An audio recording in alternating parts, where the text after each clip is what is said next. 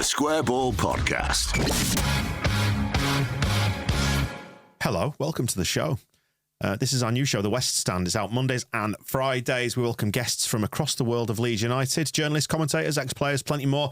Johnny Cooper from Opta, the stats guy, is coming in later in the week to break down the first early part of the season in terms of numbers, what trends have emerged so far. Dan Moylan with you today, though, with Michael Normanton, and today's special guest is Graham Smyth from the Yorkshire Evening Post. Is that still going? That's still a going concern, yeah, still a thing. I am pleased. That's good news. We are assembled here. It's 7 o'clock on Saturday, so we've gone back in time into August. You're fresh out of the press conference with Daniel Farke. Is this the first time we've seen him as spiky as I think he's been in this? Because I've seen the comments that have come out post-Hull victory, which we will get onto as well in due course, and gone, oof, there's a message in there. Yeah, I don't know if I'd say he was spiky, but I would say that there was a little kick to it, you know, like a curry that had a bit more than you expected. I think he sent a bit of a message about the Leeds United squad that he's been given at the end of this window, and I think it was maybe one of those occasions where a manager walks into a press conference with a few boxes that he wants to tick along the way. And the number 10 position was definitely one of those boxes that he wanted to tick. First time I think I've seen him draw a line or place distance between himself and the club. Like the club decided not to get the number 10. He mentioned we a little bit further back in the press conference, but then there was very much that clear division of the club opted not to. I'm not a finances guy. They decided not to spend this money. Yeah, he did. He was asked to talk about the window and the 4 players that got in at the end of it, and he started by saying, we needed 4 positions we needed to strengthen. We got 4. We got the business done. He said they were young and interesting players. I mean, obviously, he's kind of lumping Manor Solomon in with this, but when he talks about Solomon, he always talks about coming off a long-term injury. I almost think he's downplaying Solomon's quality a little bit in this. But he said they were young, interesting players, not the finished article, not experienced on this level.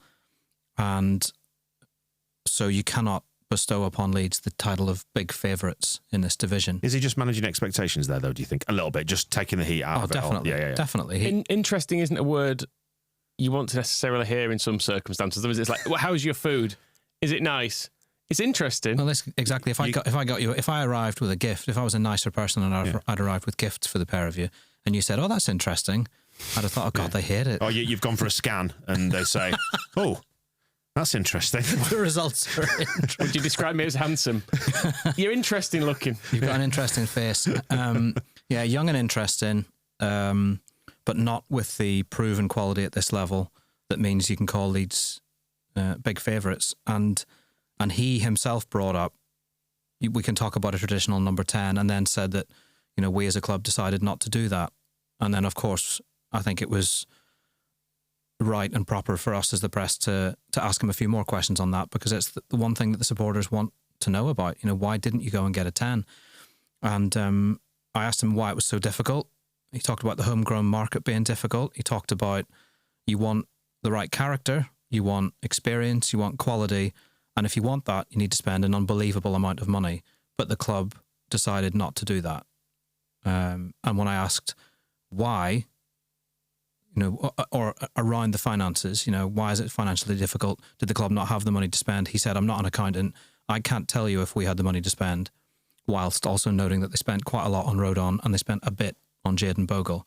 Well, he was happy to talk about PSR a few weeks ago, wasn't he? Where he suggested that in the context of the sins of the past, that PSR was no longer an issue. So he must have some sort of handle on it. I don't buy that he's got no idea, particularly if he's got sign-off over players that they're trying to recruit. Surely he has at least some working knowledge of what the PSR position is, whether he can or can't do something. So to distance himself like that, I think is interesting. Describe himself not as an accountant. You're not an accountant. Well, I dabble. Right. Just like in your spare time. Yeah. Amateur accountant. Just recreational accountant. You're so wild. But yeah, do you think somebody's maybe having a word in his ear on Saturday evening saying, could you maybe not? I think the international break's a good time to look for a new manager. Right. Perfectly timed when he gets booted. I don't know. I don't. I don't know if Daniel Farke, in the same way as Marcelo Bielsa, is the kind of manager you sit down and you dictate to. I don't know if he's the kind of manager that you would ever try and admonish, because he sees himself as a manager. He sees himself as the face of the club, the spokesperson of the club, and he's been the one facing the bullets both summers, throughout countless exit clauses and painful departures. He was the one having to answer questions. And it is interesting that there was a kind of demarcation today between him and the key people of the club, and kind of saying, well, it's not on me to decide to spend these amounts of money. I just work with what I've got, on what I'm allowed to spend, was the phrase he used. So I think he just had some stuff he wanted to get off his chest. He doesn't want people getting carried away with thinking, well, they wanted 4, he got 4, and I go on and win the league. I guess no manager is going to kind of come out and say, we got the 4 we wanted, we're set now, we're gonna romp it. So I think he was managing expectation, as you said, and maybe just delivering a little bit of a message as to what this summer actually delivered in his eyes. And for the first time, he didn't say, I can only give compliments to our key people, which he almost always says when it comes to signings and transfer recruitment. He's normally very stoic and unflappable, is Daniel Farke. And I think that's maybe why this really caught my attention today, is that he's breaking character there. And I think his stoicism and his unflappability is a real asset, actually, at a club that is prepared to lose its shit over the mildest thing because of, we know all the reasons why, the last 20 years and the roller coaster ride that we've all been on. He very rarely breaks character. So to see him doing that, I think, was possibly a little bit jarring. Is he being a bit ungrateful to a degree? Because I think pretty much every other manager would still look at our squad and take it over theirs. So I don't know. I can see his frustration at not getting the 10. But I can see if you were running the club, there might also be a bit of you goes, well, it's still enough. So why don't you do your job? I think there are some counter arguments to what he said. This time last year, Cree Somerville wasn't proven on this level. Jorginho Rutter was far from proven on this level, and we still had no idea that he was going to become a 10. So Farke didn't even have a 10. Well, he had Peru, I suppose, who he saw as a 10 this time last year. Who's now the one person we can all agree isn't? Yeah, well, yeah. Now I think we would all agree that, and Farke even now says that Peru interprets the role in a different way, plays like a second striker. And you also look today at what we saw on the pitch. Manor Solomon definitely has the quality to be too good for defenders in this league. And yeah, the question is, can he stay fit? Can he stay injury free? And will he handle the schedule? Largi Ramazani looked really sharp when he came on. And I know it was only a cameo, but I thought he's going to have a bit too much in terms of explosivity and pace for some of the defenders in this league. And Tanaka as well, I think, could be the bargain of the summer. Can I just say thank you for saying that, because I've immediately called him the bargain of the season on the match ball. I can tell from 10 minutes of watching him, he's going to be... He's tidy. At that value, he looks really, really good on the limited, evidence that we've seen so far. But ungrateful, I guess if you said, and we don't know that this is the case, but if you said, I want this, this, and this, and this, and you were delivered something else, then maybe you would feel a bit ungrateful, or you'd maybe feel like you had a right to be. But I think in time he'll be purring about Tanaka. He won't be yet, because he doesn't like to dance on the table after just one game, does he? He wants a whole season of it before he dances on the table. But I think Tanaka will be good. I think he'll probably make life very difficult for Joe Rothwell to get into the team. Yeah, I've heard a few little whispers about sort of behind the scenes dysfunction, maybe, about the transfers. That it's not been all entirely harmonious, and I guess it's not a straightforward business, is it? Recruiting footballers, when you've got to factor in sales clauses, all the sort of stuff we're talking about. Maybe it's just been normal professional disagreements or whatever, but it feels like there's just a little something sort of bubbling away there. Because you're stirring it, that's why. Is that it? I don't know. I think you just love drama and you've seized upon it. I'm going to start vague booking about this soon. I can't believe it. Things like that. Don't want to talk about it. Yeah. DM me. Yeah, all that. I mean, today's press conference suggested that there wasn't 1,000,000% alignment, to use a term that was thrown around a lot previously. Not I suppose by this regime and about this manager, but when Jesse was here, it did feel like there was a bit of chagrin in his words. And I don't think we're over-interpreting the situation, as he might say. Yeah, and do you know what they could have done to bat the ball right back in his court and prevent this happening? Is get a 10. If they'd got a 10, provided him with one, no excuses then, is there? You've got to deliver. You've been given exactly what over and above what you wanted. Over to you, Son.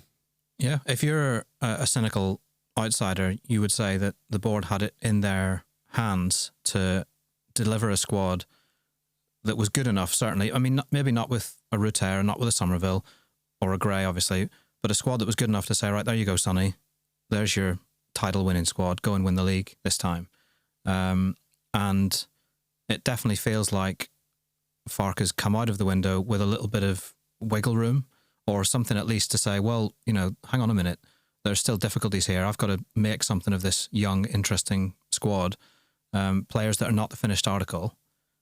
And there's work to do still. It's not, Graham, they're not there. Is it possible, though, Graham, to get the finished article at this level? I wonder, given I don't know exactly what pond we're fishing in here for footballers. I don't work in football, but we're spending somewhere between 3, 4, 5 and £10 million as a rule. It feels like there's probably a ceiling there that Leeds are not prepared to go too much further above, which possibly explains why they didn't go back in after bidding 13 million for Hamer at Sheffield United. 18, as much as people said, just pay the extra 5 million or whatever. Still a lot of money is 5 million quid. I don't have 5 million quid. So can you only sort of buy potential or imperfect signings at this level? Is he asking for too much? Because like you said, there might be a counter argument in that direction. Does he want too much? And I guess the other point is that he's, in some ways, I know we would dispute this value, but he has got a £25 million number 10 back this summer in Brendan Aaronson returning, who actually, I think, for all of my fears about him in the Championship, I think we've now seen enough of him to know that he actually is capable of staying on his feet and producing something. He looks like a goal threat, doesn't he? To his credit. I think I have to hold my hands up. I didn't expect as much from him. Not even just in terms of what he was going to produce on the pitch. I didn't expect him to front up and answer our questions in the summer, and he more than happily came for an interview. And whether you bought what he was selling or not, he's put himself in a very difficult position by coming back to Leeds. He could have tried to get out on loan again and just pretended that Leeds United and angry supporters didn't exist. But he's come back. He's said he really wants to be here, and it's probably maybe the most difficult thing for him to do this summer was to say, actually, I'll go and play in the Championship for Leeds instead of in the Bundesliga. And since he started the season, I think he's looked tidy. He's looked like he could score goals. He has scored goals. Probably should have scored again today, shouldn't he? And what you mentioned before we started recording, he's not going to ground as easily. There's not the flair for the dramatic in his game that there perhaps was in the Premier League that annoyed so many people. Yeah, I think he's going about it the right way. He seems to have gone very, very much with the head down, just try to play well. Do the work, put the work in. Do the work, yeah. Win some games, score some goals, makes everything okay. Well, I was going to say, actually, just with regards to Farke and the recruitment situation, and the same applies to Aaronson, ultimately, it's all academic if Leeds United win football matches. And that's at the root of it. And they're going to. Yeah, and we're incredibly fickle when it comes to that, aren't we? Like, look at the mood shift today, by in comparison to the anxiety that followed the close of the window and not getting a number 10. And I think we need to be careful not to take the social media reaction as being the same as the reaction in the ground. It feels vastly different, I think. They are going to win a lot of football games, and they're going to score a lot of goals, and they're going to control a lot of football games. And I think that squad probably is good enough to go up, and I think it's probably good enough to go up automatically. I think the manager is good enough to manage them to a top 2 finish. So the amount of hand-wringing that there's been is maybe not quite in line with the reality of the situation, but you can understand, having missed out, having put together an unbelievable season, why people would think, just add the insurance, just make sure, just put together the best squad that's beyond argument and go and piss the league. Yeah. Well, let's turn it to the whole game. And I think we saw a pretty good demonstration of a side that's going to control a lot of games there today. We spoke on the match ball, didn't we, about the style. What do you think about the style and adapting the style as well in a post-Jorginho world. It seemed to be quite zippy. When it worked, it was really, really zippy. There were times when it, like saying that first half, it was a little bit maybe dull as it was heading in towards half time and cancelling each other out to a certain extent. But when we were fizzing it around at times in that game, I thought we looked absolutely great. You look at the goal they scored first against Sheffield Wednesday, and that kind of out from the back, you know, it goes up to somebody, it goes a little flick sideways, it goes up to someone else, out, back and through, that kind of stuff. They played that kind of stuff against Hanover in Germany, and it looked really good. And it was focused on going wide. Last season, there was an awful lot of focus on give the ball to Georgie, bit of magic, jiggery pokery, or the French equivalent, and suddenly we're off into big acres of space in the centre, whereas it looks like this team is going to be focused on getting the fullbacks bombing on a little bit more. And then the goal, you know, comes today again from out wide. Manor Solomon gets the ball and just leaves two players for dead and gets a cross in.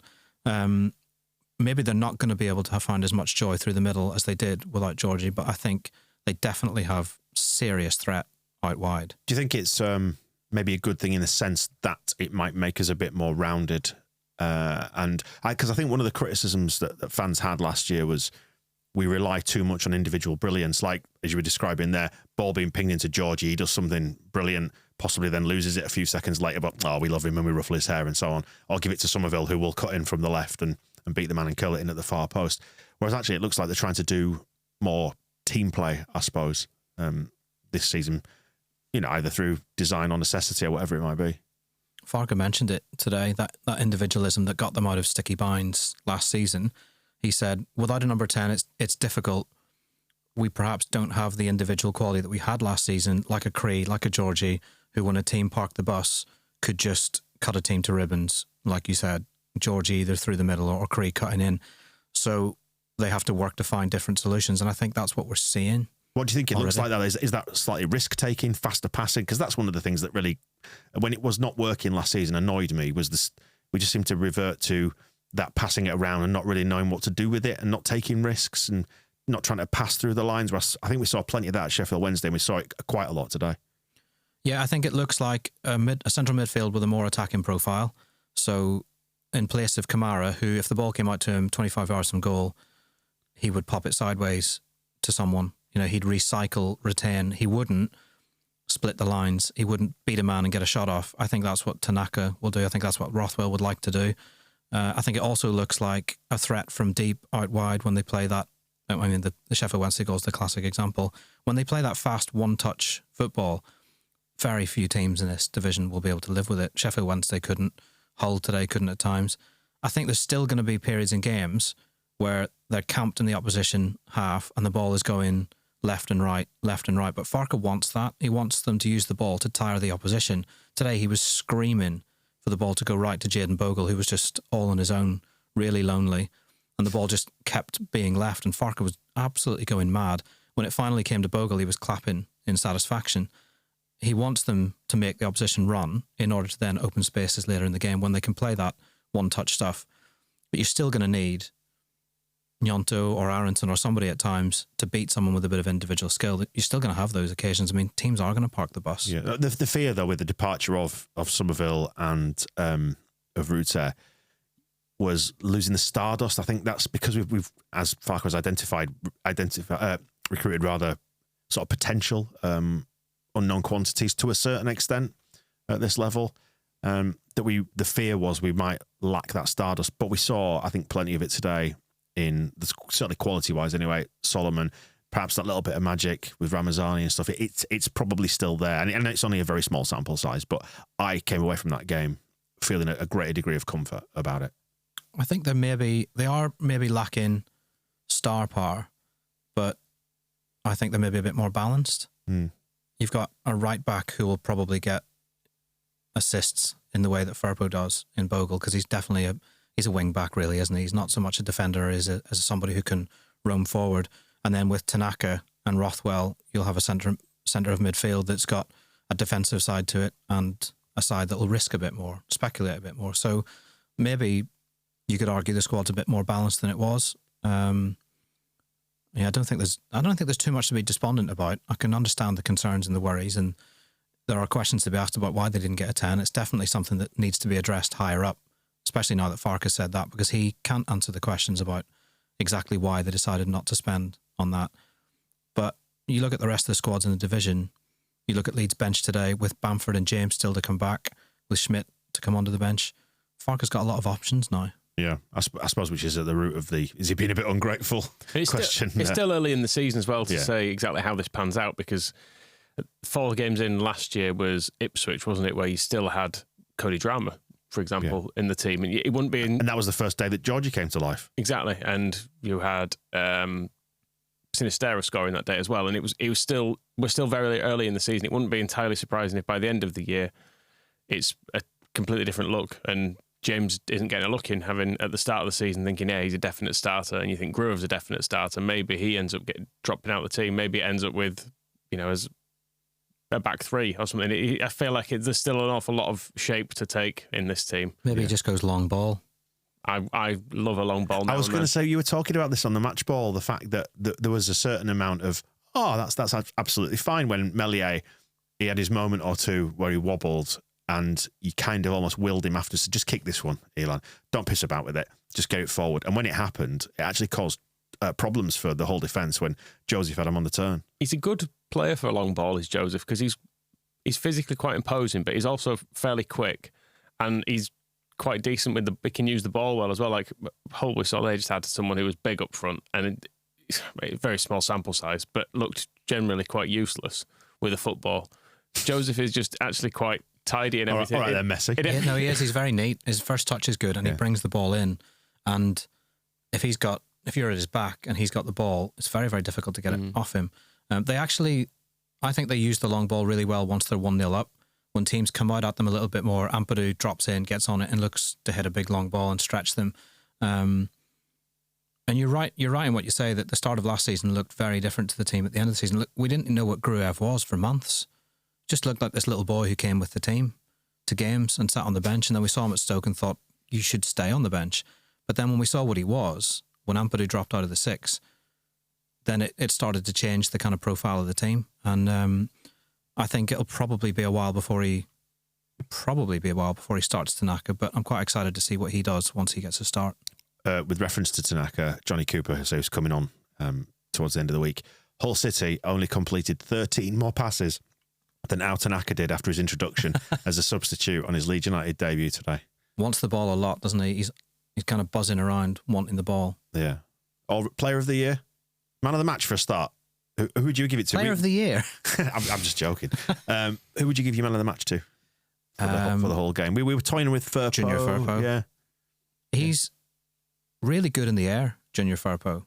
Like, really good in the air. Wins a lot of aerial battles.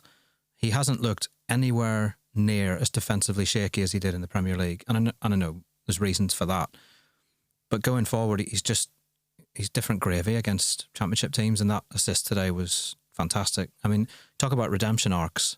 He's changed a song from being sung ironically about him. You've seen Firpo, so off you pop, to being sung very, very affectionately, because he's really useful at this level. I thought today was good. It's the Danny Mills trajectory. Well, just more Johnny Cooper numbers. I'm probably preempting the show later in the week here. No player has more championship assists this year than Junior Firpo in the form of 9. That's this calendar year. And just with regards to the overall shape of the defence, Johnny's also saying Leeds have faced just 0.94 XG in open play in the Championship in the 4 games so far this season, the fewest of any EFL side so far. That's defensive solidity. And I know Joe Rodon's doing his best to go on the Andy O'Brien trajectory here, and he's looked a bit wobbly since he's come in, but can't dispute that as a number, can you? We all know the XG is important these days. Yeah, and they're controlling large sections of games. Today, they started with a huge amount of control, and it looked to me like they were going to blow Hull away early on, and then something weird happened, and Hull suddenly were back in the game for a spell. But when they go a goal up, Leeds, it must be a nightmare for teams, because then they just start to pass you to death, and you can't get the ball off them in order to go and get an equaliser. And they've in the space of just over a week made 2 teams look very, very ordinary. Yeah, it's nice, isn't it, to be like the best team in the league? I hope we are. We're the 4th best at the moment. At the minute, yeah. Yeah, what do you make of how the division's taking shape so far, Graham? Still a little bit too early to... It's far too early. When do we judge it? 10 games? No. I wouldn't even do that. 38. 46. Christmas. Right. Yeah. By Christmas, I think everyone will either be absolutely fuming or delighted. There'll be no middle ground. Or maybe just fine. No. No? Is there such a thing at Leeds United? This is fine? There's got to be one day, hasn't there? Eventually. I think we could be 10 points clear and people would just be saying this is fine. We'll chuck it in the bin. People are like, that's good. That allows us to have a good Easter collapse. when we collect. Thankfully, Easter comes really late this year, doesn't it, in relation to the football season? Yeah. It's like the last 2 or 3 games of the season. So it's going to be really heartbreaking. So, it'll be proper high-stakes stuff when we chuck it in the bin there. But yeah, Sunderland are making a bit of early running. Scored 10, only conceded 1 in their 4 games. They've got a hipster in charge, haven't they? Everyone does now. Yeah, that's true. Yeah. What did you make of Hull's approach today overall? Speaking of hipster managers. Their manager, what did he say, by the way? Were you there for that? I wasn't paying attention at all because I was just trawling through Farke's quotes and thinking, did I hear that right? Right. And rereading. But it sounded to me like questions were being asked and then answered, and then new questions were coming within about 3 seconds. I think he was maybe giving one-word answers or something. I wasn't very sure, but there were a lot of annoyed-looking journalists coming away from that who didn't quite get the scale of quotes they wanted, I think. Perfunctory. Yeah. What did I think of their approach? Louis Coyle kind of tried to drag it into a bit of a panto, didn't he? But I know he didn't. But he, but then suddenly, go on. Manor Solomon's behind you, and the ball's in the back of the net. They tried to be a bit physical at times and mix it up. The plan essentially was to get it to Miller, wasn't it, and let him do what he can do. And he did look good at times against Jayden Bogle, but to Bogle's credit, he stuck in, I thought, and he won a few battles. I think their hope was largely resting in Miller pinging one in from 25 yards. Yeah, or a mistake. Yeah, they didn't really threaten, did they? For all it got into a bit of a grind in that first half, there was never a moment where I was really uncomfortable defensively, apart from when Joe Rodon was doing his thing. Well, that was when he got absolutely mullered from behind, didn't he? I called it a nudge in a tweet, but then I saw a replay. Right. And he was a bit more than a nudge. That should have been a free kick to Leeds, and that's how they got in behind. But other than that, Meslier made a very good save for that. He made one other intervention with his feet, didn't he? But beyond that, he wasn't really troubled, was he? So I deserve 3 points. Is that how we feel about it? I think I do. Yeah. Very regulation. Yeah. And what do you make of Leeds so far then this season? Are we about where you think we should be at 2 points per game? They're on target? Yeah. I don't think, in terms of what we've seen on the pitch, the Portsmouth game was a bit of a freak one, wasn't it? And I don't think we'll see too many like that this season. And beyond that, they've been very solid at the back. They have really good attackers who can go and take games on and win them. So they'll definitely be up there. Next few fixtures are quite interesting. I'm just looking down them, where you kind of go, oh, that'll be not tough. You don't look at it in the same way that maybe you looked at like the Leicester game or the Ipswich game last season. Because, I mean, we are still early in the season, as you said. But Burnley at home, then we go to Cardiff away, then it's Coventry at home, then it's Norwich away, Sunderland away, Sheffield United at home, then it's Watford, sort of back end of October, the other side of the next international break. So there's quite a few there where you go, this will be a really interesting benchmark of the season and of how good we are. I think particularly in relation to Burnley, who've also had quite a testing window. That has definitely made people feel better, I think, seeing that happen, because at some point during the summer, it looked like Burnley had a really strong squad, and then they've had loads of players nicked, and you go, oh, okay, good. At least that's happened to someone else, because they felt, because our better players got stolen certainly in Archie and Somerville before the season started. The panic was then, whereas I think Burnley's panic is very much now. The division is not going to be like it was last year. It's not going to have 4 teams putting together the records that the top 4 did last season. It's not going to have a newly promoted side getting more than 90 points. I don't think you don't look at anyone else and think they'll be the Leicester. I think if anyone, Leeds maybe have it in them to be the Leicester. Obviously, there's going to be tough teams. Coventry are going to be thereabouts. Borough might be very good. Sunderland have started like a house on fire, but how will they get on when they don't have Jack Clarke, in those really tight games. So it's definitely, I don't think it's as tough a division as it was last season. Yeah, so we will miss the players that have gone out, but I'm just looking at the result from West Ham Man City today, which is 3-1 to Man City. Another Haaland hat-trick, yeah, whatever, boring. Somerville came off the bench 86 minutes. So Rutter came off the bench in the Arsenal game and provided 2 prime Jorginho finishes, just to remind everyone that he's not the finished article. Yeah, so I hope you're happy with your new life. We don't need you anymore, and we don't need a number 10, as it turns out. Don't need a 10 just yet, or haven't needed a 10 just yet, but may still need a number 10 at some point. Maybe we could start the campaign for the January window now. There are none available. None available. Nope. No. Just like we were discussing earlier, the 2-year period where there were no central midfielders available. In world football. In world football, it's now the number 10 shortage. Imagine that. Graham, thanks. We'll catch up again soon. Thanks very much. We'll see you soon. The Square Ball Podcast.